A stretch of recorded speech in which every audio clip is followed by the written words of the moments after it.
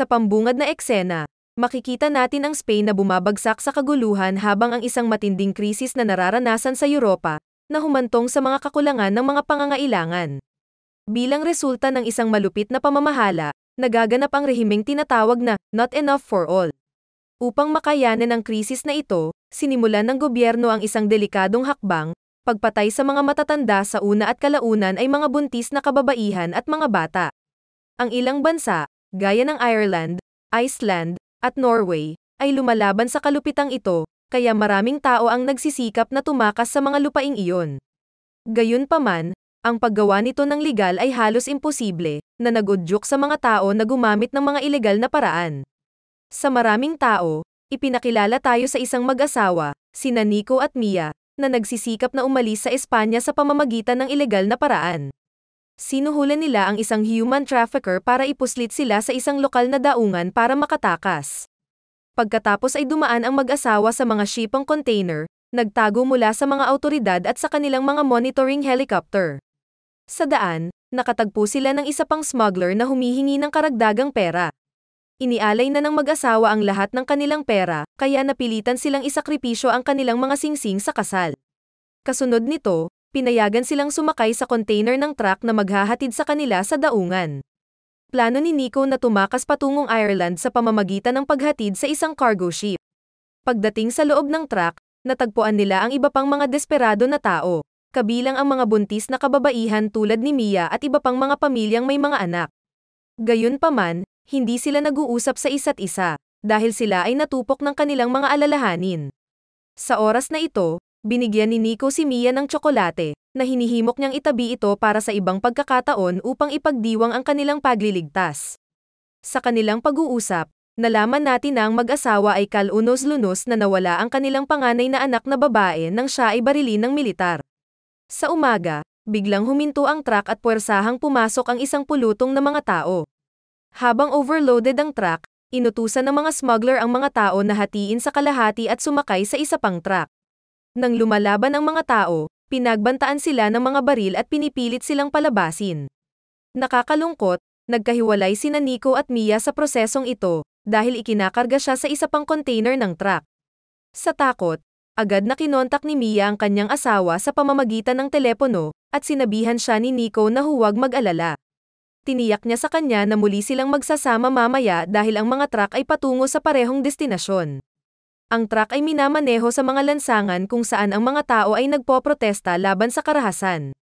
Sumilip si Mia sa butas ng container at nasaksihan ng mga awtoridad na walang awang pinapatay ang mga nagra-rally at dinadala ang mga babae at bata.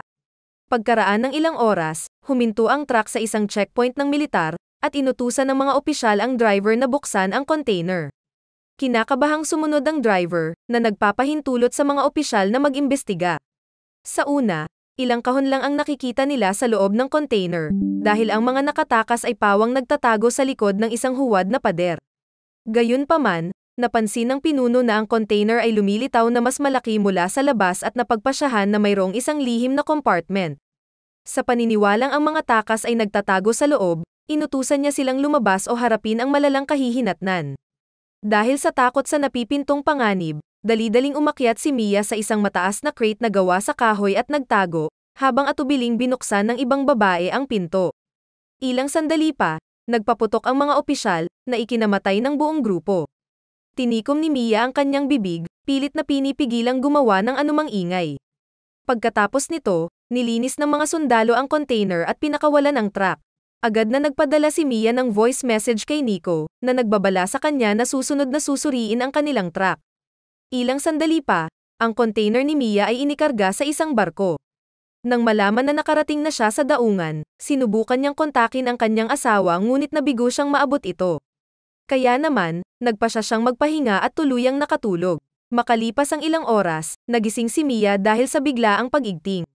Sumilip siya sa isang butas, nakita niya ang mga mandaragat sa estado ng kaguluhan habang ang barko ay dumaraan sa isang malaking bagyo sa dagat.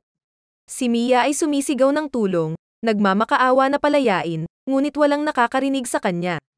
Patuloy na umaalog ang container, dahilan para mahulog siya ng maraming beses.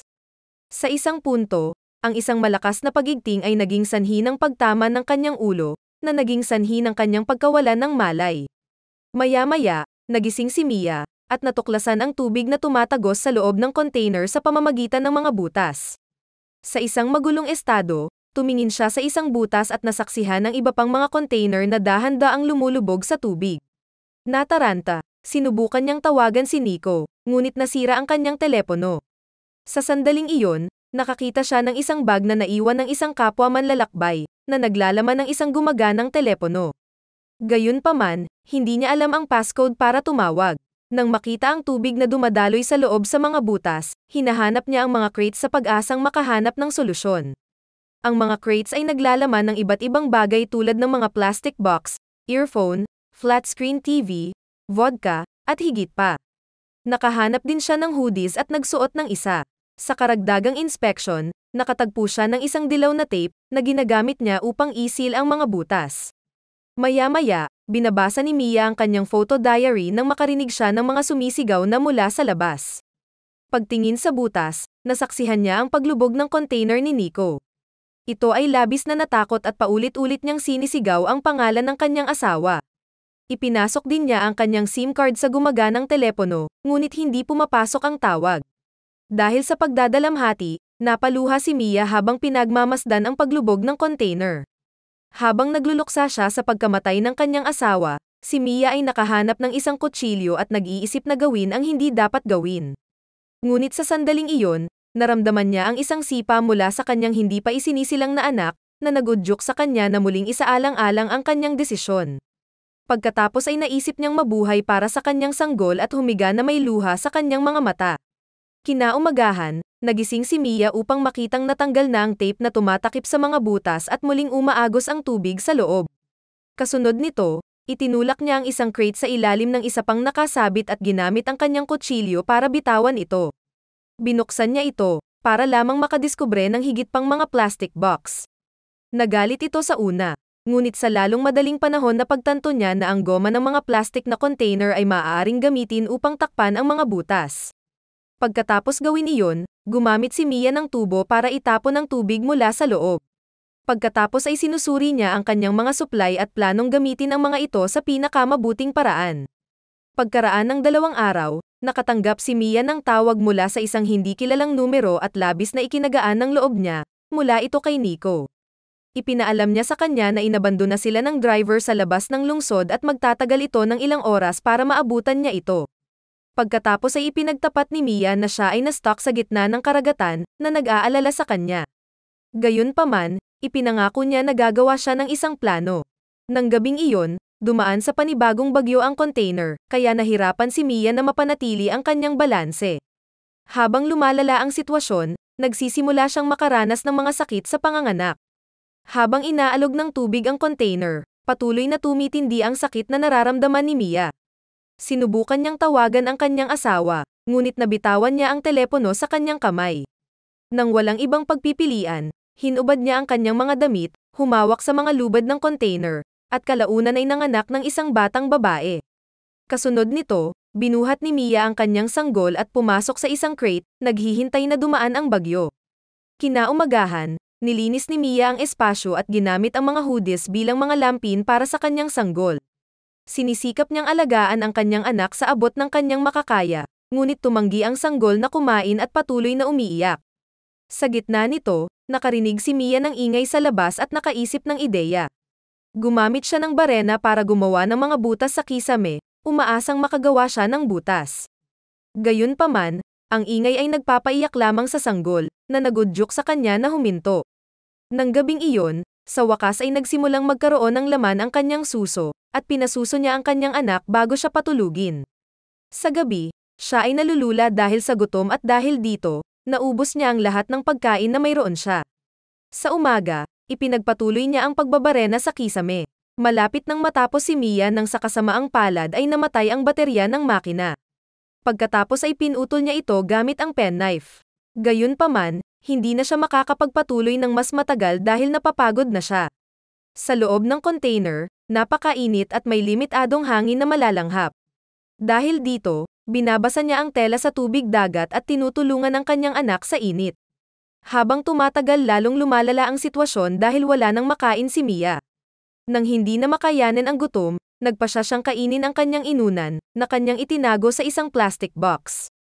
Pagsapit ng gabi, naririnig ni Mia ang nakakatakot na boses ng mga balyena. Sinubukan niyang manatiling tahimik, ngunit nang bumangga ang isang balyena sa container, siya ay bumagsak, na nagpagulat sa sanggol at naging sanhi ng kanyang pag-iyak. Upang itakwil ang balyena, inampas ni Mia ang dingding ng container gamit ang panel na gawa sa kahoy, na gumawa ng malalakas na ingay. Ika-6 na araw niya sa loob ng container, at muling nagpatuloy si Mia sa paggawa ng butas sa kisame. Sa kasamaang palad, ang kanyang tanging kasangkapan, ang penknife, ay nasira din. Isa pa, hindi pa rin gumagana ang kanyang telepono at naubos din ang malinis na tubig na inumin. Upang pawiin ang kanyang uhaw, sinimulan niyang dilaan ang mga patak ng tubig mula sa kisame, ngunit hindi ito sapat. Nang maglaon, nagsimulang maranasan ni Mia ang mga guni-guni. Nakita niya ang kanyang nakatatandang anak na babae na inaakusahan siya ng pag-abandona sa kanya. Ngunit lumilitaw din si Nico at tiniyak kay Mia na hindi niya kasalanan. Ilang sandali pa, nawala si Mia sa kanyang semi-conscious state at napansin na umuulan. Mabilis siyang nag-ayos ng ilang mga plastic box para ipunin ang tubig at humigop din ng ilan para mapawi ang kanyang uhaw. Pagkatapos nito, ginamit ni Mia ang mga lubad ng crate upang hilahin ang isang piraso ng metal ng container, na sa wakas ay inihayag ang kalangitan sa itaas. Pagkatapos ay lumabas siya sa container at lumanghap ng sariwang hangin. Dinadala din niya ang kanyang anak na babae sa labas, na nagpapahintulot sa sanggol na maramdaman din ang sariwang hangin. Gayunpaman, ang nakakabahala ay mayroong walang katapusang dagat sa lahat ng panig na walang lupang nakikita. Hindi nagtagal, pinalitan ni Mia ang lampi ng kanyang sanggol at itinapon ang marumi sa tubig. Nakakaakit ito ng ilang isda, na nagbibigay sa kanya ng pag-asa na makakuha ng pagkain. Pagkatapos ay gumawa si Mia ng makeshift tool at sinubukang hulihin ang isda. Ngunit nakakalungkot, ang kanyang mga pagsisikap ay walang kabuluhan dahil hindi siya makatama ng anumang isda. Pagkatapos ng maraming pagtatangka, sa wakas ay sumuko na siya. Sa sandaling iyon, nakita niya ang isang eroplanong dumaraan sa itaas. Mabilis siyang nag-react. Nagmamadali siyang bumaba sa container at hinawakan ang isang piraso ng screen ng TV upang ipakita ang sikat ng araw. Ngunit sa pagmamadali, nasugatan ang kanyang binti sa matalim na gilid ng hatch. Ang masaklap pa, aalis na din ang eroplano nang hindi siya napapansin. Sa susunod na eksena, bumaba si Mia sa container at gumamit ng mga wire sa TV at mga piraso ng metal upang tahiin ang kanyang sugat. Ang proseso ay napakasakit na siya ay nawala ng malay. Ngunit kahit papaano ay nagawa niya itong kumpletuhin.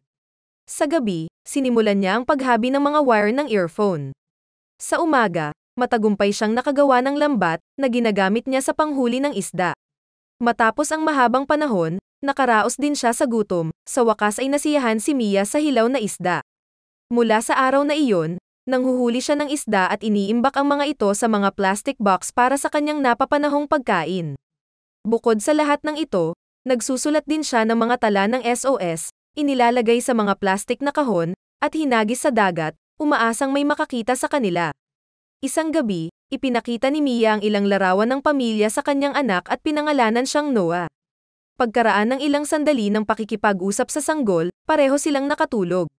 Sa hating gabi, nagising si Mia sa tunog ng isang bagay na tumama sa container. Kinarga niya ang sanggol at dahan-daang umakyat, para lang matuklasan na isa itong plastik na kahon. Kasabay nito, nakatanggap siya ng tawag mula kay Nico at natutuwa siyang marinig ang boses nito. Ngunit sa kasamaang palad, mayroon siyang masamang balita. Sinabi niya na sinubukan niyang magnakaw ng bangka upang makatakas, ngunit nakita siya ng mga sundalo at binaril. Kasalukuyan siyang nagtatago sa isang container at maraming dugo ang nawawala. Humingi ng paumanhin si Nico kay Mia, sinabing hindi siya makakarating at kailangan niyang ipaglaban ang sarili at ang kanilang anak. Nalungkot si Mia ngunit ibinahagi niya ang balita ng pagsilang ng kanilang anak. Bilang tugon, nagpaalam si Nico kina Mia at Noah bago pumanaw. Muling nawalan ng pag-asa si Mia at napaiyak siya. Pagkatapos ay ginugol niya ang natitirang gabi na nakatingin sa langit. Ang eksena ay mabilis na nag-fast forward sa araw na 26, at ang container ay kalahating lubog sa tubig. Si Mia ay nasa tuktok ng container kasama ang kanyang sanggol. Gumagawa siya ng makeshift raft gamit ang mga materyales mula sa container. Sa panahong ito, napansin niya ang isang seagull na nagbibigay sa kanya ng pag-asa na mailigtas. Pagsapit ng gabi, inihanda ni Mia ang kanyang balsa at inilagay ang kanyang sanggol dito. Bigla siyang nakarinig ng tunog sa loob ng container at nalaman niyang malapit na itong lumubog. Dahil dito, sumisid siya para kunin ang kanyang mga gamit. Napansin niyang lumulutang sa sulok ang tsokolate na ibinigay sa kanya ng kanyang asawa niya. Pagkatapos ay lumangoy siya patungo dito ngunit sa kasamaang palad, ang kanyang binti ay nabuhol sa ilang mga lubid.